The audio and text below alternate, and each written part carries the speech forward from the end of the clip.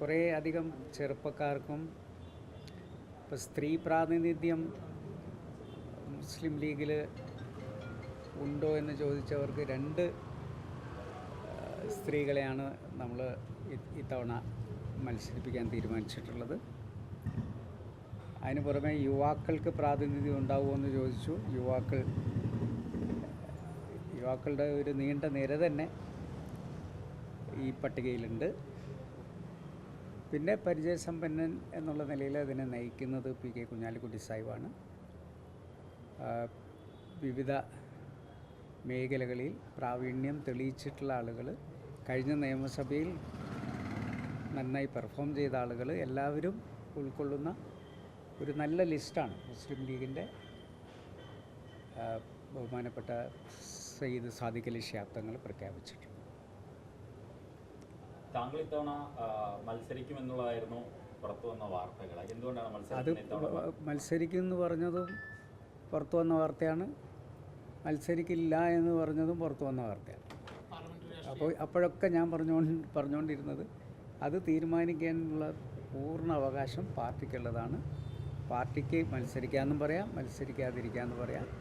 2 പറഞ്ഞു കഴിഞ്ഞാലും അത് സ്വീകരിക്കാൻ ബാധ്യസ്ഥനായിട്ടുള്ള ഒരാളാണ് ഞാൻ എന്ന് അന്നേ പറഞ്ഞിട്ടുണ്ട്. അതുകൊണ്ട് തന്നെ ഈ പാർട്ടി എടുത്ത തീരുമാനത്തെ ഞാൻ സർവാത്മന അതിന് സ്വാഗതം ചെയ്യും. പാർലമെൻ്ററി രാഷ്ട്രീയം മാത്രമല്ലല്ലോ, രാഷ്ട്രീയം എന്ന് പറഞ്ഞു കഴിഞ്ഞാൽ അതിന് വിവിധ തുറകളുണ്ട്. അതിലൊന്ന് മാത്രമാണ് പാർലമെൻ്ററി രാഷ്ട്രീയം. ഞാൻ കഴിഞ്ഞ കുറേ വർഷങ്ങളായി, ഏകദേശം 30 വർഷമായി ഞാൻ പാർലമെൻ്ററി രാഷ്ട്രീയത്തിൽ നിയമസഭയ്ക്കകത്തുണ്ട്. അതൊരു നീണ്ട കാലമാണല്ലോ. 2 തവണ മന്ത്രിയായിട്ടുണ്ട്. അതൊക്കെ പാർട്ടി എനിക്ക് തന്ന അംഗീകാരമല്ലേ.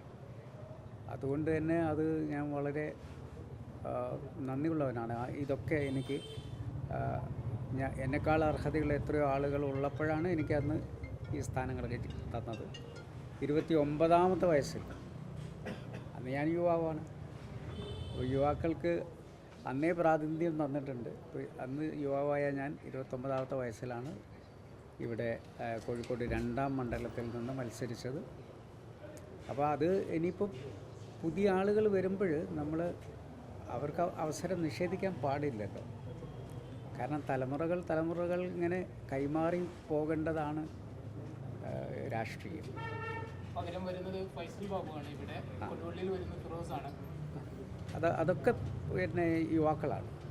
മാത്രമല്ല അവരൊക്കെ ഫൈസൽ ബാബു എന്ന് പറയുന്നത് ദേശീയ രാഷ്ട്രീയത്തിൽ വെട്ടിത്തിളങ്ങിയിട്ടുള്ള ഒരു ആളാണ്. ആ നിലയ്ക്ക് സൗത്ത് മണ്ഡലം അദ്ദേഹത്തിന് വളരെ പ്രാപ്തമായിട്ടുള്ള ഒരു മണ്ഡലമാണ്. മാത്രമല്ല അവിടെ മത്സരിച്ച് 3 തവണ ജയിച്ച ആളെന്നുള്ള നിലയ്ക്ക് ഫൈസൽ ബാബുവിനെ ജയിപ്പിക്കേണ്ട ഉത്തരവാദിത്വം കൂടി എനിക്കുണ്ട്. പറഞ്ഞു ഞാനും എൻ്റെ കാര്യങ്ങളൊക്കെ ഞാൻ പറയുകയും ചെയ്തിട്ടുണ്ട്. ഞാൻ പൂർണ്ണമായും പാർട്ടി എന്ത് തീരുമാനിക്കുന്നു അതിൻ്റെ കൂടെ നിൽക്കുമെന്ന് പറഞ്ഞിട്ടുള്ളതാണ്. ഇലക്ഷന് മുന്നേ, പ്രഖ്യാപനത്തിന് മുന്നേ തന്നെ ഈ സൈബർ ഇടങ്ങളിൽ വലിയ രീതിയിൽ താങ്കൾക്ക് ആരോഗ്യ പ്രശ്നങ്ങളുണ്ട് എന്നൊക്കെ ചൂണ്ടിക്കാണിച്ച് വലിയ രീതിയിലുള്ള ഒരു സൈബർ ആക്രമണം നടന്നിട്ടില്ല. അത് താങ്കളുടെ ശ്രദ്ധയിൽപ്പെട്ടിട്ടുണ്ട് എന്നാണ് മനസ്സിലാക്കുന്നത്. അതിനെങ്ങനെയാണ് നോക്കിക്കാണുന്നത്? അത് ഇത്തരം ചർച്ചകൾക്ക് ആക്കം കൂട്ടിയോ? അതൊന്നും ഇത് പാർട്ടിയുടെ തീരുമാനവും തമ്മിൽ ബന്ധമൊന്നുമില്ല. സൈബർ ഇടങ്ങളിൽ ഇപ്പോൾ എനിക്ക് എതിരെ മാത്രമൊന്നുമല്ല, ഒരുവിധ എല്ലാ ആളുകൾക്കെതിരെയും സൈബർ ആക്രമണം വന്നിട്ടുണ്ടല്ലോ.